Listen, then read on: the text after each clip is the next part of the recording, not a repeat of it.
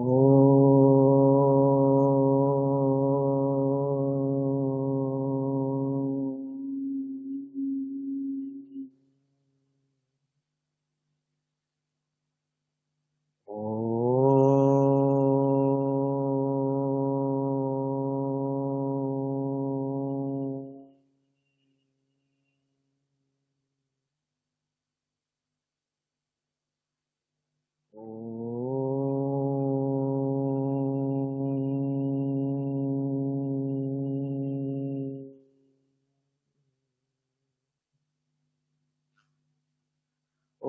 श्री गणेशाय नमः।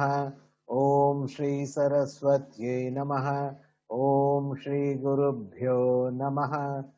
सदाशिवसमारम्भां शङ्कराचार्यमध्यमाम् अस्मदाचार्यपर्यन्तां वन्दे गुरुपरम्पराम्। श्रुतिस्मृतिपुराणानाम् आलयं करुणालयं नमामि भगवत्पाद शङ्करं लोकशङ्करम्। समस्तजनकल्याणे निरतं करुणामयम् नमामि चिन्मयं देवं सद्गुरुं ब्रह्मविद्वरम्। ॐ शान्ति शान्ति शान्तिः। ॐ भद्रं कर्णेभिः शृणुयाम देवाः भद्रं पश्येमाक्षभिर्यजत्राः स्थिरैरङ्गैः तुष्टुवागुंसस्तनूभिः व्यशेम देवहितं यदायुः। स्वस्ति न इन्द्रो वृद्धश्रवाः स्वस्ति नः पूषा विश्ववेदाः स्वस्ति नस्तार्क्ष्यो अरिष्टनेमिः स्वस्ति नो बृहस्पतिर्ददातु। ॐ शान्ति शान्ति शान्तिः।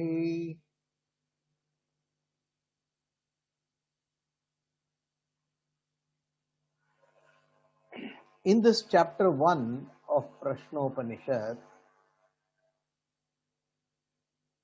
there is a query put forward by Kabandi about the creatures or beings in this world, and the Guru takes up his response to both how these beings came to be and how they would be propagating. The Guru starts by explaining how Prajapati or Hiranyagarbha, who is none other than Brahman associated with the total cosmic mind. This Prajapati concentrated on the combined Vedic knowledge of previous kalpa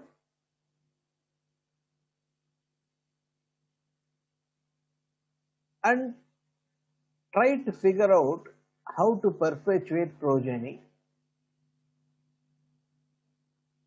and then accordingly created the first pair, which is prana and rai, meaning energy and matter principles. From this came the second pair, the sun, which is an admixture of prana and rai with predominance of prana. And the moon principle, again an admixture of prana and rai with a predominance now of rai principle. The pervasive nature of prana as the sun's rays spreads everywhere and interacts with the rai or matter principle to produce variety of tertiary effects, namely time and activities in this Upanishad. The time and activity effect, when it is measured with reference to sun as the focus, then it is called a year or samvatsara. The same time and activities measured with respect to the lunar calendar or the lunar month, and then it goes all the way down to measuring the time and activities within a day. All of that was discussed. The summary of this discussion was that all activities could be classified as those which will liberate us and those that are binding us. Accordingly, concepts of northern solstice, southern solstice, Krishna Paksha, Shukla Paksha, day and night, Ahar Ratro, were explained.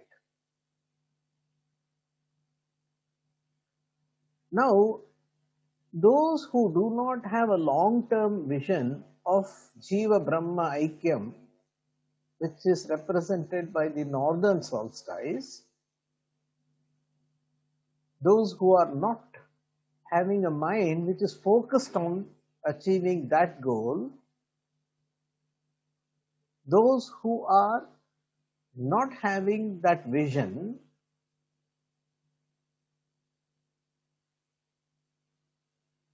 what would they do?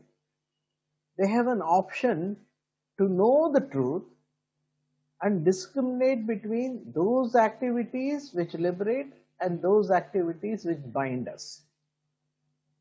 I'm not having a vision of Jiva Brahma Aikya, but I can still look at the activities and classify them. These activities will bind me, these will not. What is my source for that strategy? The Vedas. And after studying the Vedas, after understanding what I should do as part of my Ishta and Purti, once I perform those activities without selfishness and follow the instructions given in the Vedas as to how that activity should be performed, take them as injunctions and perform them, that becomes the Shukla Paksha cycle. Now, if our nature is not even tuned towards Vedas, then what should we do? Then we can only look at each day in our life and try to adjust that.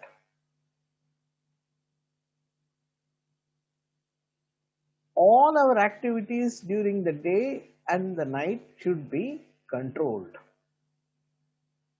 should be moderated, so that the energy principle is conserved. The meaning of the term energy is conserved is to say that our focus should remain on the prana aspect, at least. We are not aware of Prajapati, we are not aware of Brahman, we are not aware of anything, but definitely we are aware of the prana and the materialistic pursuits. Prana being self and material pursuits being objects around us. The me and mine. Prana represents I, and all that is mine is actually Rai principle only. Because I am looking at them as only objects, people and experiences. I am not looking themselves as me, correct? So, when we moderate our activities in such a way, by choosing an appropriate time, place, and a proper attitude towards those activities, which is actually Karma Yoga, correct? So, performing activities as a part of Karma Yoga, we are actually conserving the energy principle in our intellect. That means we are focusing on the I in me, not on the mind and not on all that is not mine. The focus shifts from the world to the self. Will that liberate me? Not at that point in time, but it will liberate me eventually. Can you go to the next slide, please? So, in our journey we have covered up to the month and also looked at the day, and we said day is classified into two characteristics, not by the time 0 hours to 12 hours and then 12 hours again to midnight, not that way, but it is classified by those who indulge in activities during the day,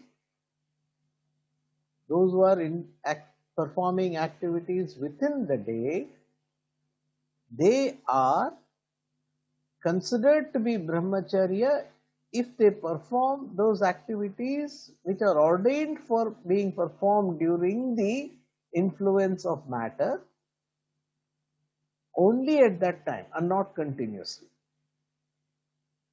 If they try to perform all material pursuits when they should be concentrating on the self, then they are only dissipating their energies. Prano va ete praskandanti ye diva ratya sanyujyate. When the day here represents your focus on self, the absolute self, not the limited self. And when you actually try to perform activities,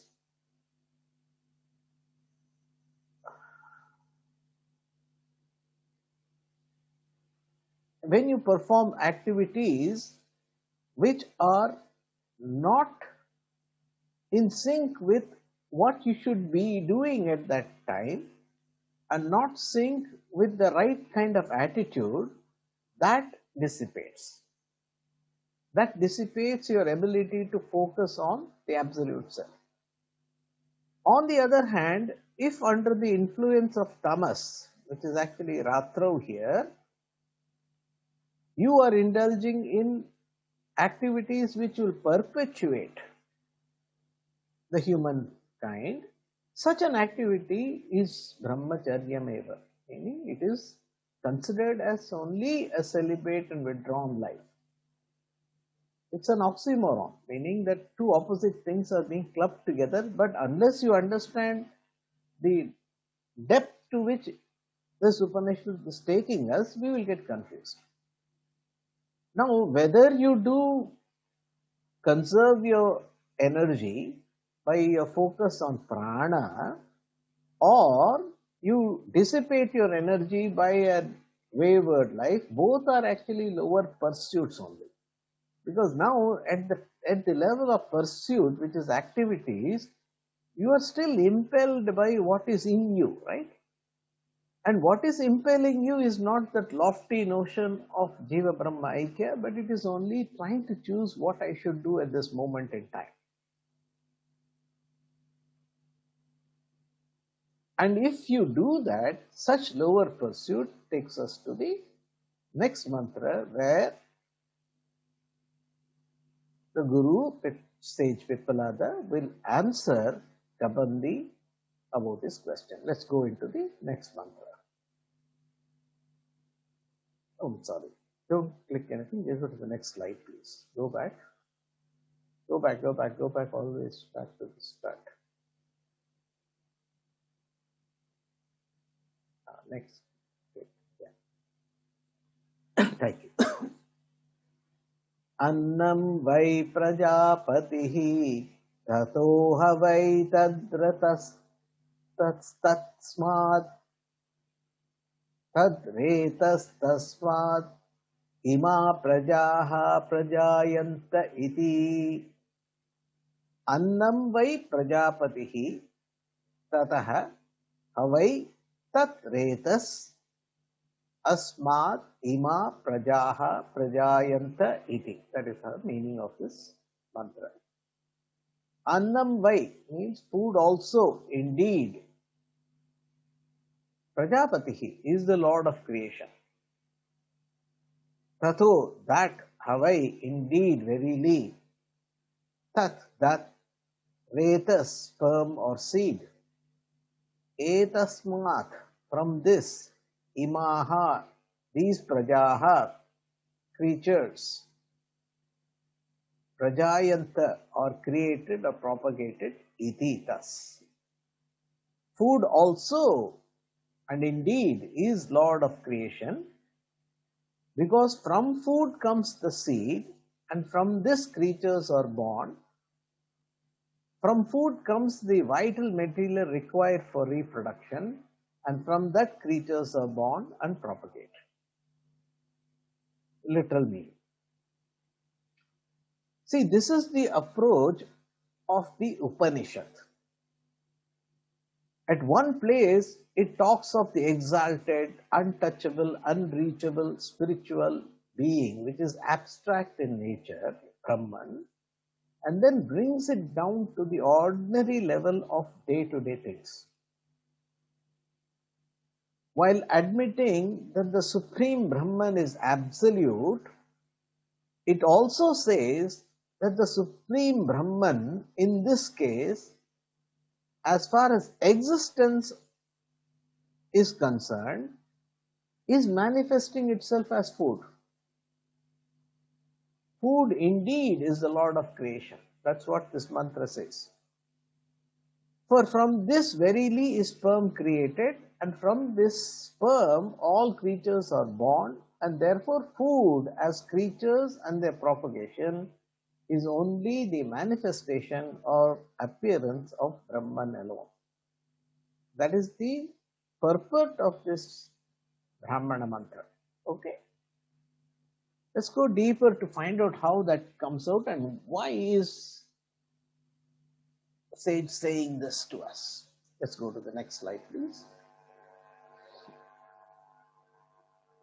This Brahmana directly gives the answer to the first question, while hitherto the Shruti was dealing with only fundamental principle of creation. The answer is only in this Brahmana, not in the previous Brahmanas. The previous Brahmanas were actually acting as prelude to build up and come to this Brahmana. The question was, from where are these creatures born and how do they propagate?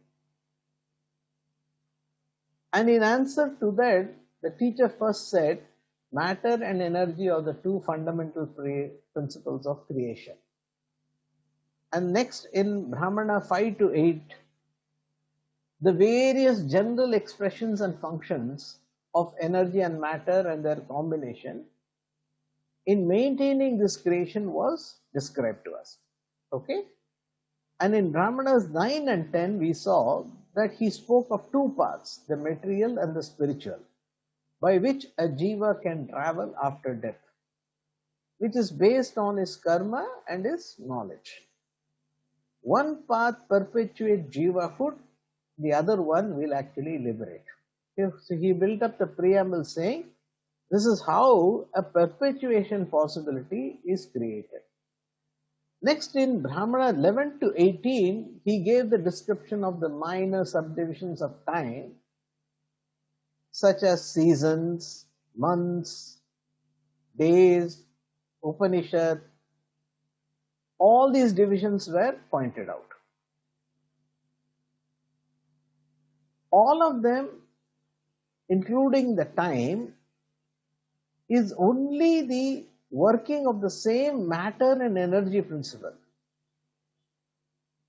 And through them, either direct liberation or propagation of life was explained to us. So he built up the preamble saying that you have a choice whether life is propagated or you get liberated. That choice is hidden in all those mantras starting from Brahmana 4 all the way up to 18. Can you go to the next slide? Now in this mantra, in the present Brahmana, the Upanishad is giving the direct reply for the question saying, from the sea the creatures are born. It may appear strange to us, why did he build up all this preamble? He could have very well told directly, and we have departed so much from the main point before giving the answer. It is a biogenetic effect, and this is how children are born. Sperm creates progeny, progeny creates sperm, and continues like this.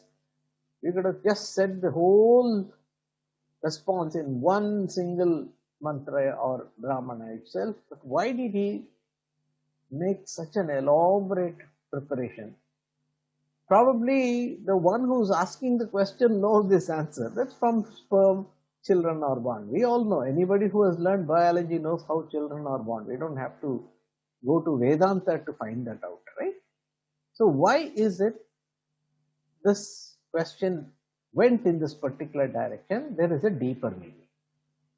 The deeper significance is that by making so many preliminary statements with regard to prana and rayi, that is energy and matter, before mentioning the biological origin of life, the teacher had three things in his mind. The Upanishad wants you to remember three things.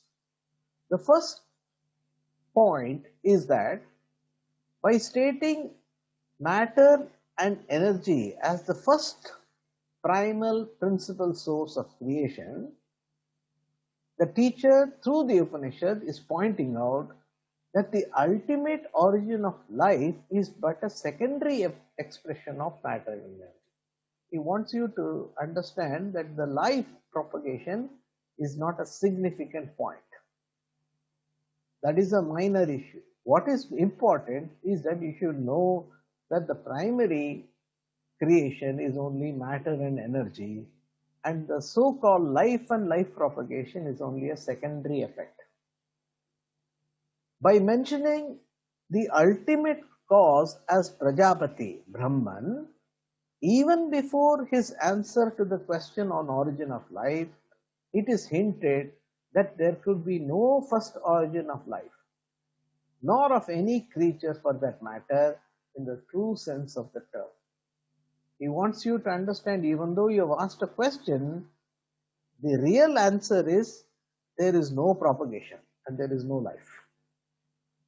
And in order to hint that, he has prepared the student for all this thinking. And now, with all this build-up, when you listen to the answer that it's sperm, the importance of sperm in that equation is diluted. The sperm is a very small, minuscule biological entity in this vast creation which is Prajapati himself. And he says life is beginningless and so are creatures. The life principle, the jiva, has to undergo many bodily experience from time to time. And that is what is indicated by Samvatsara, lunar month, Shukla Paksha, Krishna Paksha, Ahar, Ratro, etc. From cycle to cycle, they have to go through these bodily experience which are material in nature, but it has no real origin. Its origin is Brahman, which is also the origin of the material principle in this world. So the so-called propagation is just a mere illusion superimposed on Brahman is the sum total of this discussion that has been presented here. Even though he answered the question, he has led the student to understand the inner purport of what is life. Very profound thinking, right? It has opened our eyes also to what is the truth in front of us. We think our life is most important. Please understand it is insignificant compared to what you truly are. This life is just a mere expression of two factors that are operating through your BMI, the prana and the matter principle. Next slide, please.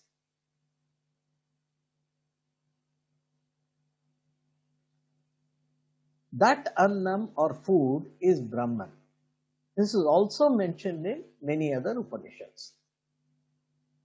The point that this Upanishad makes out is that no event or no experience can be isolated from other experiences. In every ritual that is performed, as per Vedic injunctions, every item of the ritual which is used in a sacrificial yajna spirit are connected to every other item. The whole yajna ritual or sacrifice is a single comprehensive act of which the various items are only parts internally connected. There is a yajaman, there is a hota, there is a radvaryu, etc. The Upanishads tells us, the Vedas tell us all these things. There will be a specific way to pour the oblation, and when you are pouring the oblation, you must say such and such mantra. All that is ordained. We cannot say that one aspect of it is important. The whole thing put together is the concept that is happening. And what is that underlying spirit in that? The sacrifice of the individual for a larger cause. With understanding, not as mute submission saying, oh God, you are great, I am so small. Not like that. To understand that in us there is a truth that is all pervading, and we as a jiva are exhibiting only a small minute aspect of the total cosmic experience. And in our role we have to exemplify that sacrificial spirit that is pervading the entire creation. It is not just the jiva who is doing the yajna. In this manner, the entire universe's manifestation too is a single process of sacrifice where one principle is sacrificed into the other. We saw how energy and matter interact. What it means is either energy sacrifices itself to become matter, or giving predominance to matter, or matter sacrifices itself to become energy. And that is how we see the entire life. Good and bad, pain and pleasure. One sacrifices one element, one principle for the other. That is all it is. There is nothing great about our pain and others' pain. It's all the same thing. There's no difference. If somebody is happy and somebody will be unhappy too. This concept that this whole universe is one huge connected experience is found in Chandogya Upanishad. In describing the Panchagni Vidya, the doctrine of 5 fires, connecting this Annam to a larger universal process involving even the heavens and the earth, in the Panchagni Vidya of Chandogya Upanishad, a specific kind of knowledge is imparted. The symbolic Agni, fire, is the object of meditation. And it has got 5 important aspects, namely the 3 worlds, which is heaven, earth and the intermediate space, and then man and woman. This was taught by the royal sage Pravahana Jaivali to Swetaketu, son of Uddalaka Aruni. There's an interesting story there where Swetaketu goes to this king and says, I will teach you everything you want to know. And he starts rattling out all the mantras he has learned from his father Uddalaka Aruni. The king asked him, do you know what is Panchagni Vidya? He says, I don't know. Then he said, go learn it and then come back, then only you are capable of teaching, because I know more than you. So Swetaketu, the young boy, becomes insulted and becomes dispirited, runs to his father. He said, you didn't teach me everything about Vedas. I thought I know everything, but I don't know this Panchagni Vidya. Then Uddalaka Aruni says, even I do not know. Let us go and learn it from the king. So they go, this Brahmanas, both of them, go and sit at the feet of the Kshatriya king Pravahana Jaivali and learns this Panchagni Vidya from him. At that time, Pravahana Jaivali says that this Panchagni Vidya was taught to only Kshatriyas. Brahmanas were not privy to this knowledge. And therefore, it is the first time Swetaketu and Uddalaka Aruni were the first Brahmins born people to have learned this Panchagni Vidya from Swetaketu, from Pravahana Jaivali, who is a Kshatriya. Next slide, please. Let's see what this Panchagni Vidya is. Panchagni Vidya, in essence, I'm not talking each mantra by mantra because that will take a long time. It talks about 5 yajnas and it starts with heaven is the altar. meaning the entire cosmos is the holder of the fire. And the fire, the sacred fire, is in the form of sun. Okay? And in that, the faith of the Lord has been poured as oblation. So in the sun, the faith of the Lord is actually, Shraddha is poured as oblation, and out of it rises the moon, meaning the desire of Prajapati to create a Mithunam manifested as the sun principle, which is prana, in which the faith was poured as oblation and moon was the result. The moon principle is material principle. Then coming to our solar system itself, the year is a sacrificial fire in which now moon is offered. The material principle is offered as the oblation, and out of it rises the rain. And this rain carries the fire of creation to the world. From the solar system, we have now come to, after the intermediate space, now we are coming to the earth itself. The altar is this entire world in which the sacred fire is the Prithvi, that is the earth, and rain is poured into that earth as oblation, and what rises is food. This we can relate. When it rains, the earth produces food. You have to extend that logic to say that in a year, when the sun is the focus and moon is the oblation, rises rain. So basically, when the moon and sun cycles are operating together, the cycle of rain is produced. Likewise, in the cosmic level, when in the sun, the faith that we want to create this progeny is actually poured into it, the lunar cycle is set into motion. The materialistic aspect of life is set into motion. Very subtle point is there, so you have to only imagine it, because these are concepts which have to be absorbed, not just to be read literally. Now, this food becomes the oblation to mouth, which is the sacred fire. The altar of that mouth is actually man, and that produces the sperm, that is the rises, and then becomes woman is the altar, the sacred fire is her virtuousness, and the so-called sperm produces man again. So this is the perpetuation principle. So this is in summary what is called as Panchagni Vidya, which says everything is connected. And this Upanishad directly goes through sun, year, moon, and directly comes to Annam. It skips all the intermediate steps.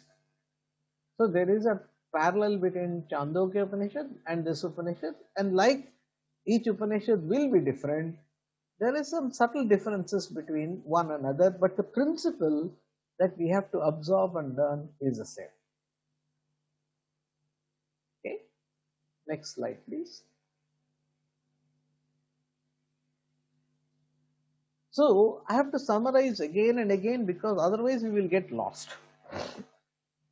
Now, there is one all-pervading absolute truth called Brahman.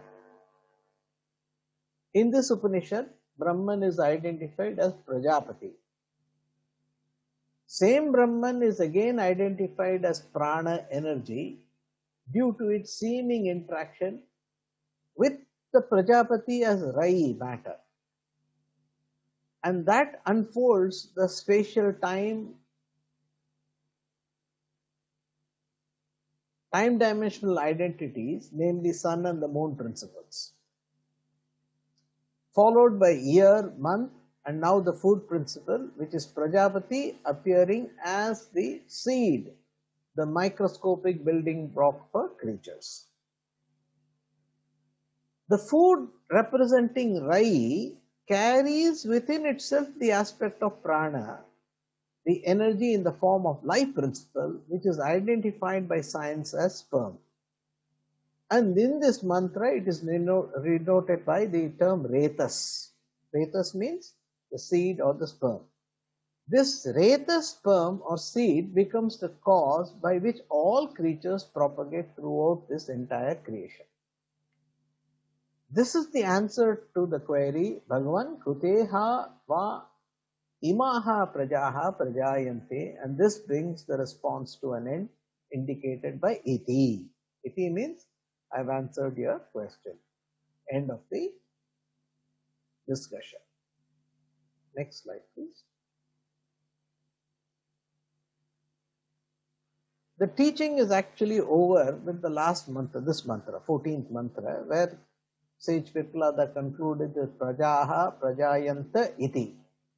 Then there are next two mantras which are eulogizing the knowledge that has been imparted so far as a Halasruti. They advocate the benefit gained by the seeker if they come to understand their import and then engage in worldly pursuit with the full knowledge of prana and ravi. So that we will see in the next session. I'm not going to go because I think I've loaded you all with too much of depth of knowledge. So I'll keep the discussion short for a follow-up question that might come from your mind. Now, can you just check the next slide? I think it's over. Click once.